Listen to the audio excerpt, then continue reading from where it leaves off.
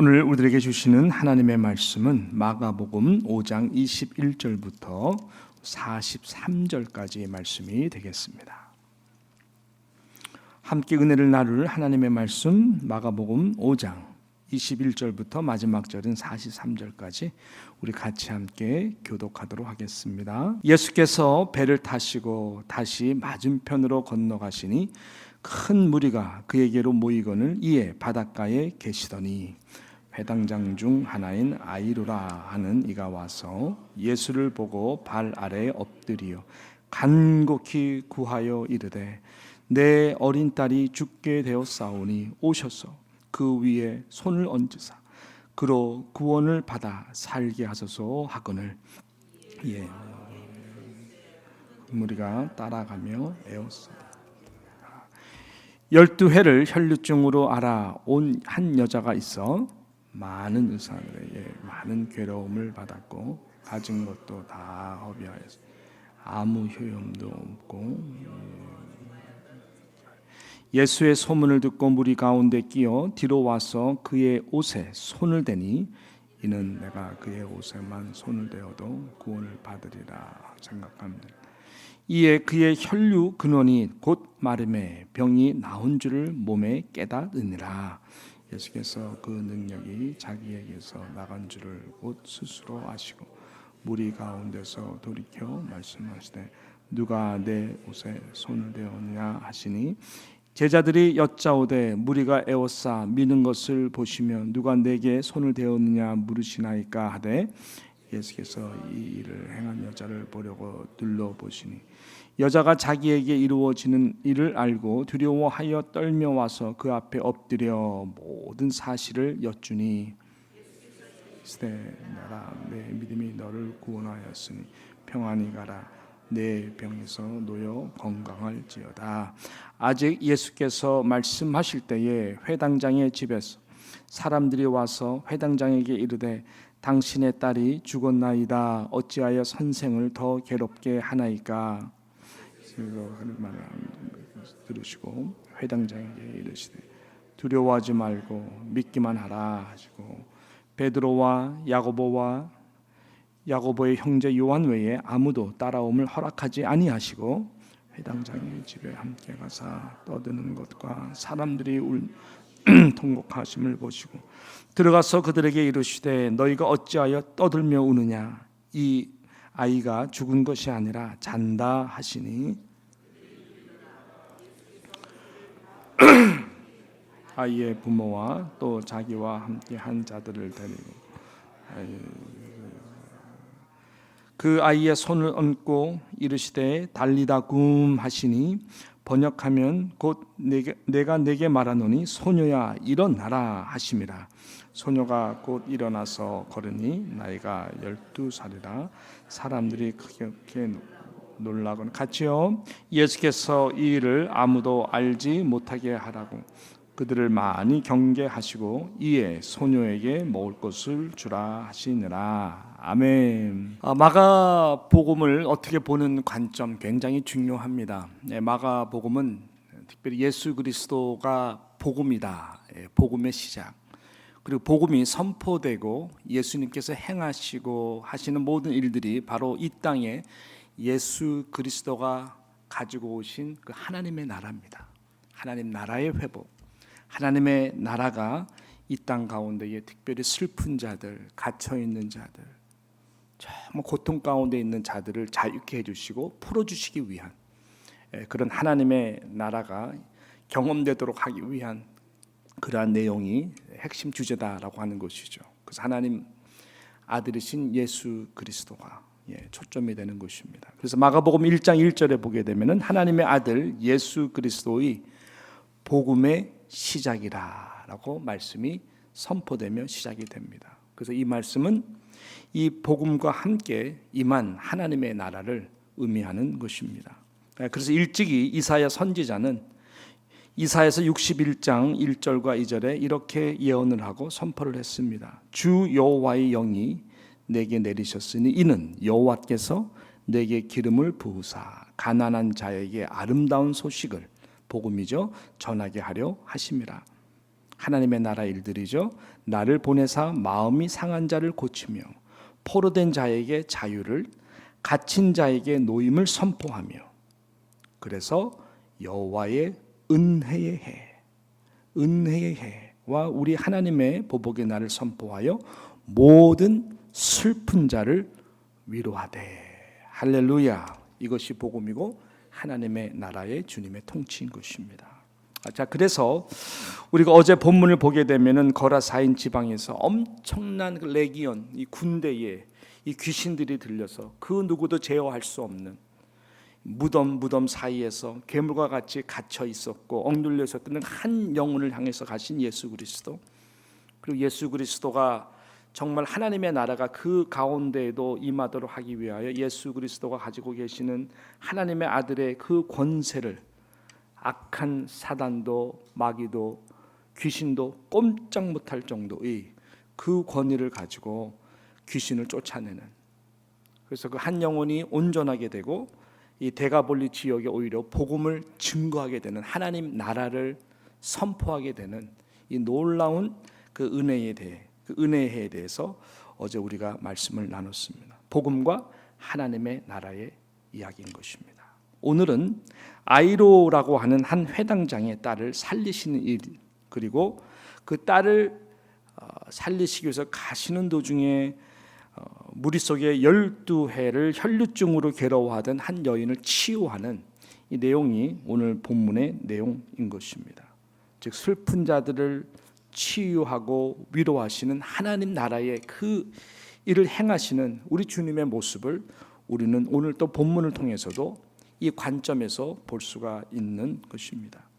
자, 오늘 본문 22절과 23절은 이렇게 말씀이 시작이 됩니다. 22절에 보니까 회당장 중에 하나인 야이로라 하는 이가 와서 예수를 보고 발 아래 엎드려, 23절 중요한 말씀입니다. 간곡히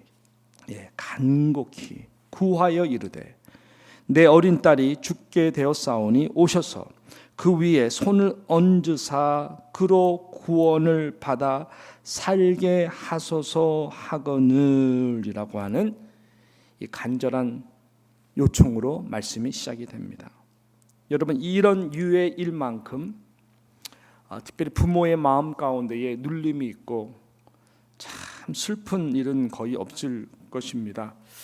어느 한 그 어린 아이들 그 병동에서 어느 한인 목사님이셨는데 일주일에 한 번씩 가가지고 그 병동에 있는 그 기도 제목들을 가지고 발렌티어로 가서 사역하시면서 그 기도하시는 그 목사님이 계셨어요. 그래서 그 목사님이 쓴 내용의 글을 한번 본 적이 있는데 마음이 아리죠. 목사님이 너무나 마음이 아린 거예요. 기도 제목들이 그 내용들은 그 병에 대한 내용들은 다르지만은 실은 부모의 심정은 다 똑같은 아주 구구절절한 내용이에요. 우리 아이를 하나님 살려달라고, 우리 아이 대신해서 나의 생명을 거두어 가시더라도 하나님 괜찮습니다. 우리 아이를 살려줄 수만 있다면 내 생명이라도 거둬 가주십시오 라고 하는 그 눈물의 그런 그 기도 제목들이 정말 이 목사님의 그 마음을 너무 아리게 했다라고 하는 내용입니다. 우리 모두가 동감하는 내용일 것입니다. 지금 본문에 나오는 이 아이로라고 하는 이 회당장의 마음이 바로 그런 마음이었어요.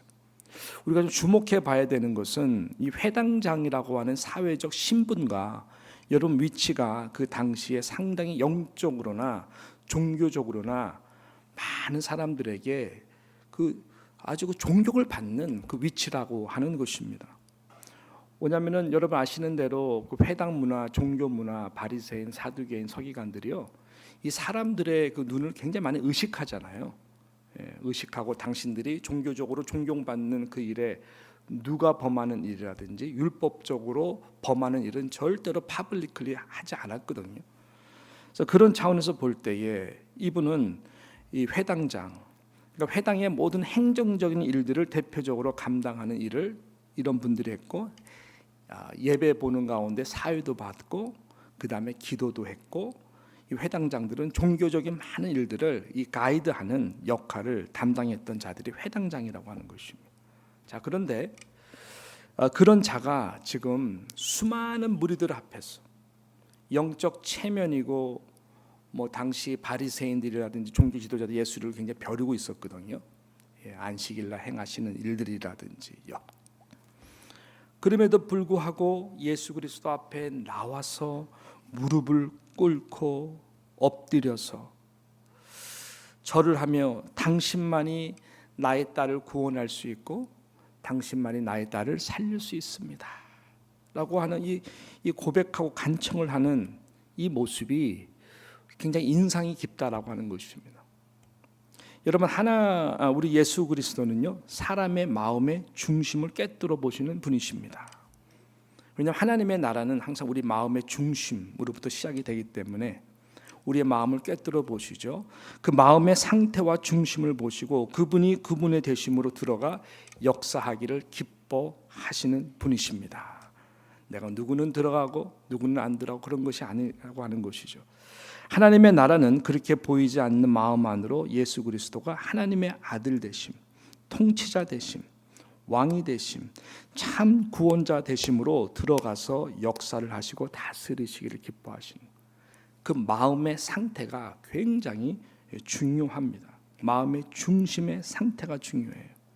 우리 주님은 지금 이 본문을 보게 되면은 이러한 아이로 회당장의 마음의 중심을 지금 보시고 있는 것이죠. 그분의 절박함과 심령의 가난함을 지금 보시고 계시는 것입니다.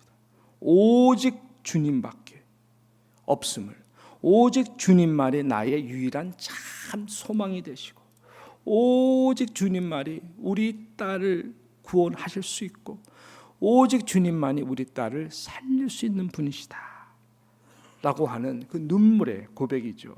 그래서 다시 한번 이게 보게 되면은 22절에 회당장 중에 하나인 22절 보세요. 아이로라 하는 이가 와서 어떻게 예수를 보고 발 아래 엎드려. 23절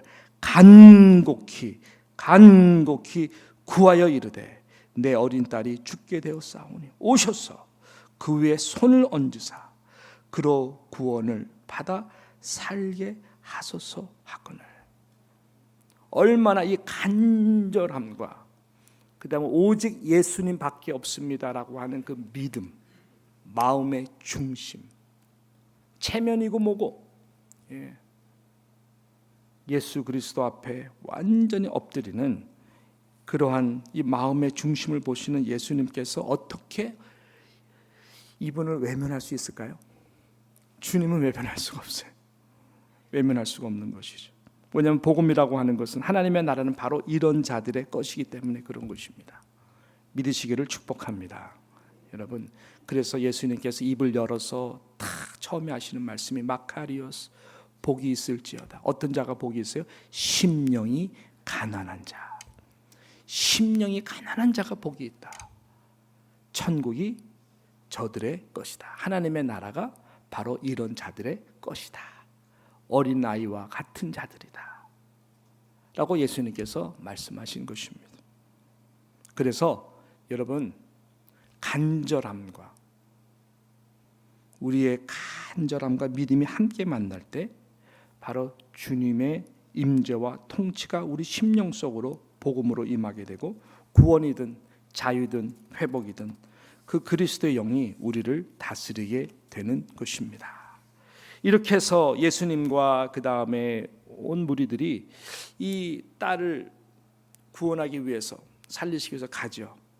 가는 도중에 25절부터 보게 되면은 한 사건이 또 벌어지게 되는데 12해를 혈류증으로 알아온 여자, 우리 잘 아는 내용이죠. 26절에 보니까 많은 의사에게 많은 괴로움을 받았고 있는 거 없는 거 다 갖다 바쳤는데 고침을 받지 못했어요. 그래서 가진 것도 다 허비하여서 아무 효험도 없고 도리어 더 중하여 졌던 차예라고 말하고 있습니다. 어떤 마음의 상태일까요? 심령이 가난한 자, 프토코스라고 제가 말씀드렸죠. 이 프토코스 가난이라고 하는 것은 완전히 파산 상태예요. 완전히 마이너스 상태, 없는 정도가 아니라 완전히 밑바닥에서 완전히 파손 상태예요. 그러니까 더 이상 의원을 의지할 수가 없어요. 있는 거 다 갖다 바쳐서 돈도 없어. 뭐 돈 있어도 가봤자 지금 병이 더 중하게 된 상황인 것입니다. 그러니까 이 여인은 굉장히 당신의 병에 대해서 포기하는 여인이 아니었어요. 그 누구보다도 간절함이 있어요. 나 이거 꼭 낫고 싶다. 꼭 고쳤으면 좋겠다. 그래서 모든 것을 다 올려놔고도 아무 효험이 없는 그러한 여인이었다는 것을 알게 됩니다. 이 여인에게는 이 마지막 한 가닥 정말 오직 예수 그리스도 그분의 옷에 내가 손을 닿기만 하면은 내가 반드시 치유를 얻겠다라고 하는 그 믿음이 있었던 것이죠. 주님이 그 여인의 간절함과 믿음을 귀하게 보신 것입니다. 예수님의 어텐션을 스탑하고 그 여인을 향하게 했던 것을 우리는 이 말씀을 통해서 안 것이죠. 대단한 믿음이죠. 그렇게 그냥 12해 동안 많은 의사에게 가서 있는 거 다 바칠 정도로. 근데 이 여인에게는 결국 남은 것이 마지막 소망, 유일한 소망, 예수 그리스도. 내가 그분의 옷자락만 만지기만 해도 내가 고침을 받겠다라고 하는 그 간절함 속에서 율법적으로 이게 안 되거든요. 혈류증 있는 여인이 다른 사람의 옷을 댈 수가 없어요. 율법적으로 이것은 굉장히 중한 죄인 것입니다. 그러나 그 율법과 모든 것을 뛰어넘어서 그만큼 간절한 마음, 야이로라고 하는 회당장도 마찬가지거든요. 예, 그런 간절함, 이 여인의 간절함, 믿음, 오직 예수 그리스도밖에는 내게 소망이 없습니다라고 하는 그 마음을, 그 가난한 마음, 심령이 가난한 마음, 완전히 파산된 마음, 예, 더 이상 물러설 수 없는 마음, 예, 엎드릴 수밖에 없는 마음, 예, 그 가운데에 예수 그리스도가 들어가서 역사를 하시는 것이죠. 할렐루야. 예. 이것이 오늘 본문에서 우리에게 말하는 귀한 증거다라고 하는 것이죠. 우리의 주변을 보고 또 우리의 삶을 보고 우리의 가족들의 모든 스토리, 믿음의 스토리를 보게 되면은 저도 올해가 이제 40년째 지금 사역 이제 하는 해인데요. 쭉 보게 되면은 결국은 이거더라고요. 언제 예수님을 제대로 만나고 언제 예수님의 영을 통치받냐면은 완전히 바닥이에요, 바닥. 예, 완전히 바닥이에요. 내가 뭐를 할 수 있겠다는 항상 예수의 이름을 기도하는 모든 것은 나를 도와달라고 하는 기도의 힘이에요. 예, 그 상태가 아닙니다. 하나님의 나라는 완전히 바닥 상태. 예, 그래서 저 사람이 예수님을 믿는지 또 저 사람을 하나님이 사랑하는지를 언제 보면 아냐면 그 바닥 상태에서 보면 알더라고요. 근데 하나님이 사랑하고 또 하나님 예수님을 믿고 예수님을 사랑하는 사람들은 결국 바닥에서 그 예수님을 찾고 하나님께 나아가더라고요. 완전히 무릎을 꿇어요. 근데 놀라운 것은 100이면 100, 1000이면 1000 회복이 되더라고요. 예, 그래서 그 시간이 너무나 귀하고 감사했다라고 다 고백을 하더라고요. 여러분 이것이 우리의 유일한 소망인 줄로 믿습니다. 예, 바로 이 스토리가 뭐냐면은 천국이 바로 저들의 것이기 때문에 그래요. 저와 여러분 마음 가운데에 아직까지 내가 할 수 있다라고 하는 것, 우리는 그 힘으로 주님을 섬긴다고 하지만 많은 경우에 더욱더 겸손해져야 되고 더욱더 배워야 되고 더욱더 우리는 세상 안에서의 소망을 두지 않아야 되는 것이죠. 그럴 때일수록 주님은 우리 가운데 가까이 들어오셔서 우리를 다스려 주시고 통치해 주시는 것입니다. 그렇게 해서 이 딸에게 가죠. 예, 딸에게 가는데 정말 너무나 이게 놀라운 인사이트들이 이 가운데 있는데 보니까는 이 과정 가운데에서 이 회당장의 믿음도 참 너무나 귀한 것이 지금 급하잖아요. 지금 급하단 말이에요. 지금 딸이 지금 죽느냐 사느냐. 예수님이 지체하시면 안 돼. 회당장 입장에서는. 왜냐하면 결국은 예수님 도착했을 때에 딸이 죽었다 그랬잖아요. 마지막 남은 생명에 예수님이 지금 지체하면 안 돼요. 이 혈류증 여인 신경 쓰면 안 돼요. 왜? 내 딸이 더 중요하잖아. 그렇죠? 예. 그 율법을 지금 범하잖아요. 이분은 지금 법에 대해서 능통한 사람이에요. 혈류증 여인이 감히 옷을 대 그 야단칠 수도 있고 지체하는 모습에 대해서 굉장히 화가 나가지고 지금 되게 이기적으로 예수님을 모시고 갈 수가 있는데 그러지 않았다라고 하는 것입니다. 그것이 굉장히 인상적이고, 또 보세요. 35절에 보면 아직 예수께서 말씀하실 때, 굉장히 통찰력 있는 말씀이에요. 아직 예수께서 말씀하실 때에, 아니 지금 급해 죽겠는데 이게 할 말씀이 이게 뭐 맞냐고. 빨리 가셔가지고 딸을 좀 고쳐야 되는데, 예수님은 계속해서 시간을 지연하시면서 말씀을 하세요. 계속 말씀하시고, 또 이 36절에 예수께서 그 하는 말을 곁에서 들으시고 회당장이 이르시되 두려워하지 말고 믿기만 하라. 그러니까요, 우리는 갈급해요. 우리는 지금 당장 예수님이 대답해 주셔야 되고 응답해 주셔야 돼요. 지금 빨리 고쳐 주셔야 되고 지금 빨리 응답해 주셔야 되는 간절한 기도들이 있는데, 우리 주님은 우리의 기도에 쫓기시는 분이 아니다라고 하는 것입니다. 그것이 굉장히 놀라운 은혜이죠. 주님은 성급하지 않으세요. 왜 그럴까요? 41절에 있는 말씀, 그 39절의 말씀과 41절의 말씀이 그 답인데요. 39절에 뭐라 그러죠? 들어가서 그들에게 이르시되 너희가 어찌하여 떠들며, 죽었다고 뭐 이렇게 통곡 떠들고 우느냐. 이 아이가 죽은 것이 아니라 뭐라 그래요? 잔다. 주님은 우리가 생각하는 죽음을 죽음으로 해석하지 않는다는 것입니다. 예수 그리스도 안에 있는 모든 자들은 자는 거예요. 실은 모든 영혼들이 자는 거죠. 심판대 앞에 깨든지 부활의 영광 앞에 깨든지. 그래서 주님은 죽음을, 인생의 우린 끝자락엔 죽음을, 예수님은 우리가 말하는 죽음으로 해석을 안 하기 때문에, 생명의 근원이 예수님이거든요. 영원한 생명 자체가 예수 그리스도거든요. 하나님의 나라는 이 땅에서 그 영원한 생명을 경험하는 자들의 것이잖아요. 그러니까 어떤 병, 뭐 어떠한 슬픔, 인생 70년 70, 80년 80, 하나님의 시간대에서는 이거는 먼지와도 같은 존재도 안 되는 시간이에요. 그러니까 예수님은 야, 왜 이렇게 떠드냐, 난리냐. 예수님은 굉장히 여유가 있어요. 우리의 요청에 의해서 막 급해가지고 그래 미안해요, 빨리 가야죠. 미안해, 얘기해서 미안해. 저 혈류증 영양 때문에 늦어서 미안해. 이런 분이 아니세요. 죽었네, 당황하신 분 아니세요. 죽음을 자는 걸로 해석하시기 때문에 그래요. 그리고 41절, 결국은 이 아이의 손을 잡고 이르시되 달리다 굼, 번역하면 내가 내게 말하노니 소녀야 일어나라 하면 다 일어나기 때문에 그래요. 자는 거예요. 부활의 영광의 아침이 바로 그런 것입니다.